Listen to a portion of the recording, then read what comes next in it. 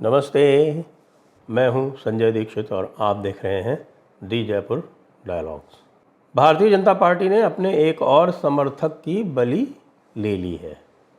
जी हाँ, मैं बात कर रहा हूं काजल हिंदुस्तानी, जिनका वास्तविक नाम काजल शिंगला है और वो अपने प्रखर वक्तृत्व के लिए जानी जाती हैं।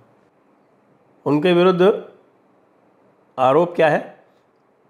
आरोप यह है कि उन्होंने ऊना में, जो कि गुजरात के गिर सोमनाथ ज़िले में एक कस्बा है, कस्बे की लगभग 70,000 की जनसंख्या है और उसमें से 30% मुस्लिम जनसंख्या है। वहाँ उन्होंने रामनवमी के अवसर पर मुस्लिम युवतियों का आह्वान किया कि वो हिंदू युवकों से विवाह करें। अब इस आरोप पर जो एक समुदाय है जो भड़क जाता है, जिसका काम ही जो प्रोफेशनल भड़कने वाला समुदाय है, वो भड़क गया। तो उस भड़के हुए समुदाय ने दंगा किया, सर तन से जुदा के नारे लगाए। अब आप ये देखिए कि सर तन से जुदा के नारे जो हैं वो आजकल किस किस परिप्रेक्ष्य में लगने लगे।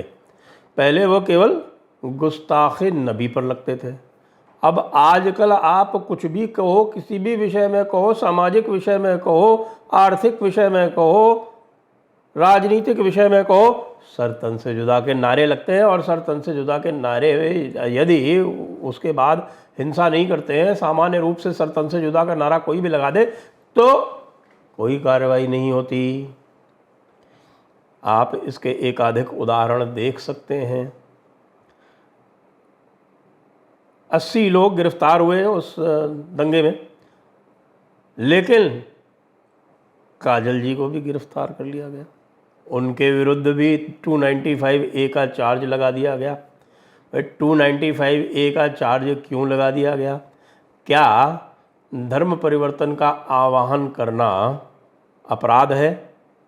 यदि ऐसा है तो हर मौलाना और हर पादरी जेल में क्यों नहीं होना चाहिए?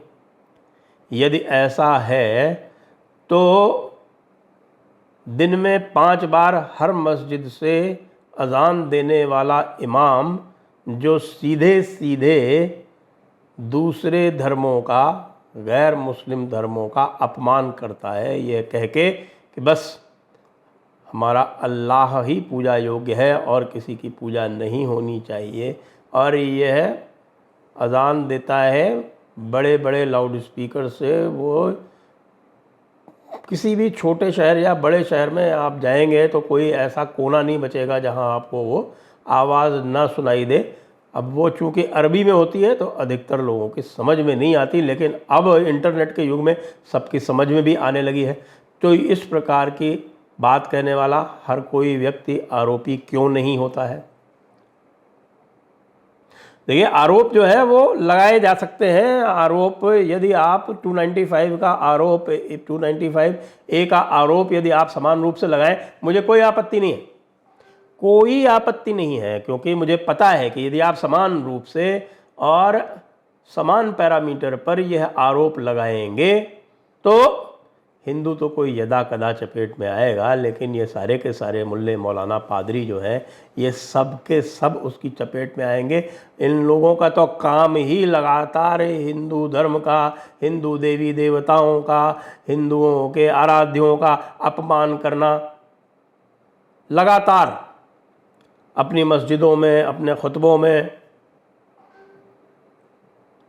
यहाँ तक कि यदि आप इनके तथाकथित पवित्र ग्रंथों का अवलोकन करेंगे, उनकी विवेचना करेंगे, तो आप पाएंगे कि जिसको हम घृणास्पद कहते हैं या दूसरे धर्मों के लिए घृणा की बात कहते हैं, वो तो इनमें भरी हुई है। ये बात आप किसी हिंदू धर्म ग्रंथ में नहीं पाएंगे, लेकिन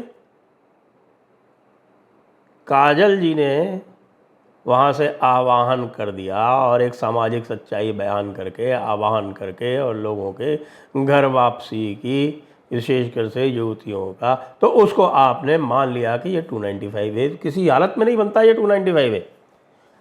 फिर अब हम क्या कहें, ये भारतीय जनता पार्टी जो है वो पूरी तरह से हिंदुओं के वोटों पर जीतती है, ये है कड़वी सच्चाई है। लेकिन इस सच्चाई को ये नेतृत्व इनका मानने के लिए तैयार ही नहीं होता। बार बार जो है वो अपने एक तथाकथित वसुधैव कुटुंबकम का आवरण ओढ़ने के लिए लगातार यह प्रचार करता है कि हमको सबके वोट मिले। इसका प्रमाण तो हमको मिल गया बड़े बड़े लोगों को जिनको निकाला आपने, यानी कि वो मुख्तार अब्बास रिजवी जिस बूथ से वोट देते हैं उस वोट पे मात्र 2 वोट मिले, उनके परिवार में 16 लोग हैं। आपके जो स्वयं के मंत्री कार्यकर्ता जो हैं वो आके तमाशा करते हैं और जब वोट देने की बारी आती तो नहीं देते। हिमंत बिश्व शर्मा ने यही किया था। हिमंत बिश्व शर्मा ने तो अल्पसंख्यक मोर्चा ही भंग कर दिया, कहा कि जहाँ अल्पसंख्यक मोर्चा जहाँ जहाँ ये लोग थे इनके स्वयं के वोट नहीं मिले हमको, इसलिए ऐसे मोर्चे की हमको आवश्यकता नहीं है। लेकिन नहीं, आत्म प्रवंचना अत्यंत आवश्यक है। हिंदुओं का वोट लेना और फिर हिंदुओं को अकेला छोड़ देना, यह तो भारतीय जनता पार्टी की प्रवृत्ति है ही। ये तो हम एकाधिक बार देख चुके हैं। साध्वी प्रज्ञा के मामले में देख चुके हैं, नूपुर शर्मा के मामले में देख चुके हैं, पश्चिम बंगाल के चुनावों के बाद जो हुआ उसमें देख चुके हैं। लेकिन इस आत्म प्रवंचना की सारी सीमाएं तो तब पार हो जाती हैं जब आप न केवल उनको अकेला छोड़ देते हैं अपनी लड़ाइयाँ लड़ने के लिए, ये भी वो संभवतः चूँकि वीर पुरुष हैं और इस धरती का भार लेके इतने दिनों तक चल रहे हैं तो वो भी वो मैनेज कर सकते हैं। लेकिन आप तो उनके ही विरुद्ध कार्यवाहियाँ करने लगते हैं। अहमदनगर में भी यही हुआ। अभी हमने देखा कुछ दिनों पहले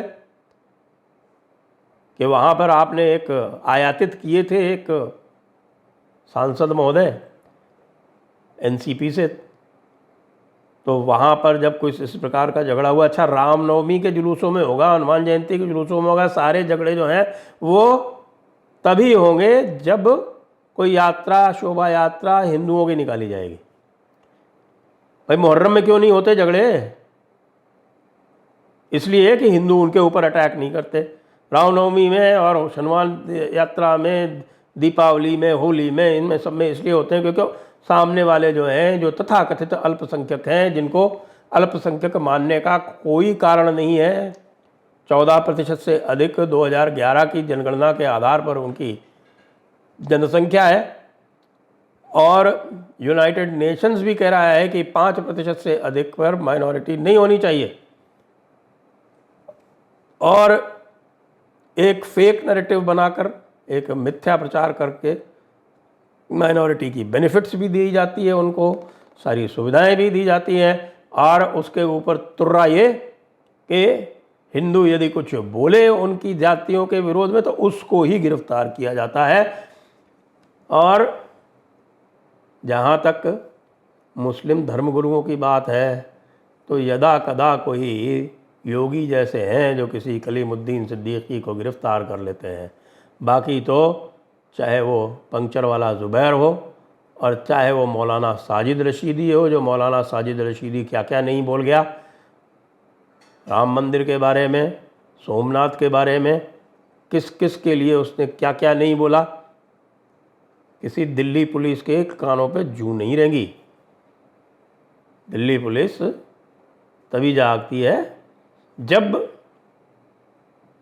शांति दूत किसी प्रकार का कॉल देते हैं, किसी प्रकार से कहते हैं कि साहब हम भड़क गए।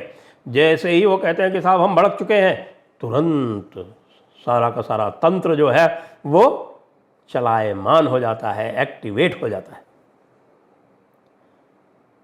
एक तौकीर रज़ा साहब हैं, आपको शायद ध्यान हो, और तौकीर रज़ा साहब ने प्रधानमंत्री महोदय को कहा था कि आओ कलमा पढ़ लो, लेकिन किसी के कानों पे जू नहीं रहेंगी। ये तौक़ीर रज़ा साहब जो हैं ये कई बार कह चुके हैं कि हम ने रोक रखा है मुसलमानों के नौजवानों को, अगर वो भड़क गए तो क्या होगा, हम एक और पाकिस्तान बना लेंगे। तो जो एक और पाकिस्तान की बात करते हैं, जो खालिस्तान की खुलेआम बात करते हैं, जब आकर यहाँ पर दिल्ली घेर ली और खुलेआम जब है लोग खालिस्तान की बात कर रहे थे, तो उनके किसी के ऊपर कोई एक्शन नहीं हुआ, किसी के ऊपर। जो दिल्ली और हरियाणा पुलिस के क्षेत्राधिकार में थे उन्होंने भी कुछ नहीं किया। पंजाब पुलिस तो हम सोच सकते हैं कि भाई वो पंजाब में है, वो संभवतः नहीं करेंगे। तो ये दोहरे मानदंड हिंदुओं पर कब तक चलाएगी भारतीय जनता पार्टी? भारतीय जनता पार्टी का नेतृत्व माननीय प्रधानमंत्री जी, आपने पंचप्रण या पंचप्राण जिसको कहते हैं आप, उसकी आपने कॉल दी है, और आपने ये कॉल जो है वो लाल किले की प्राचीर से दी है। वो एक प्रकार से आपका एक नीतिगत, हम मान सकते हैं कि आपका एक नीतिगत मार्ग आपने दिखाया है कि हम इस मार्ग पर चलेंगे। उसमें 3 महत्वपूर्ण बातें हैं, और वो 3 महत्वपूर्ण बातें हैं, एक तो गुलामी मानसिकता की से मुक्ति, दूसरी विरासत की साज संभार, और तीसरी जो उसमें महत्वपूर्ण बात है वो है कर्तव्य बोध। अब ये सारा का सारा जो है, इसका जो ठीकरा है या इसका जो उत्तरदायित्व है वो केवल हिंदुओं पर ही है। आप ईस्टर भी मनाने चले जाते हैं, आप रमज़ान की भी बधाई दे देते हैं, ठीक है, रामनवमी की भी देते हैं और सब करते हैं, वो बात अलग है। लेकिन आपने कभी सोचा कि ये रमज़ान के महीने में इतनी वारदातें क्यों होती हैं?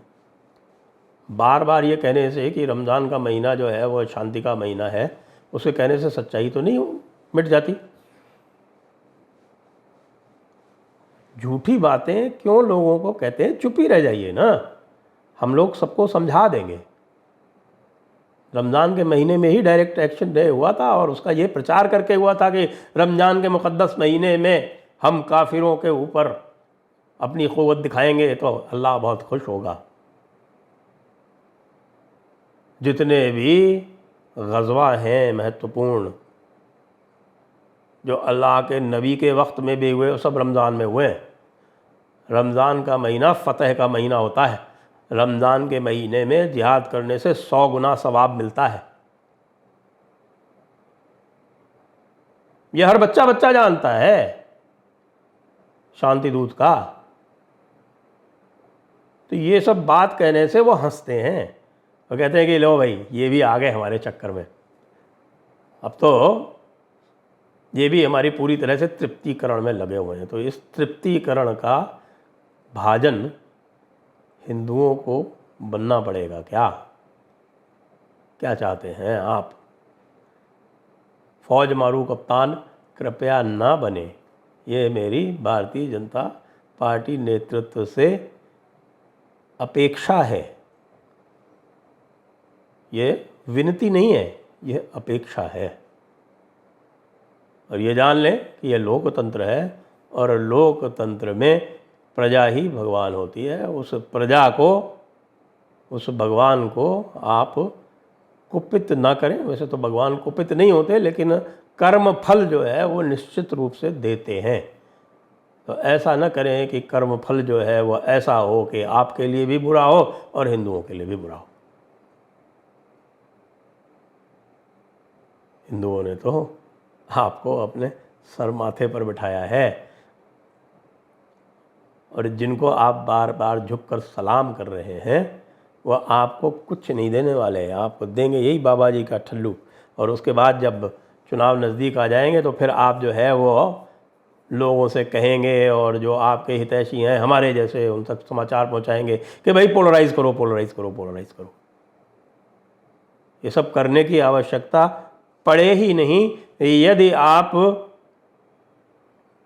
लोगों में स्वयंबोध और शत्रुबोध का संचार कर दें।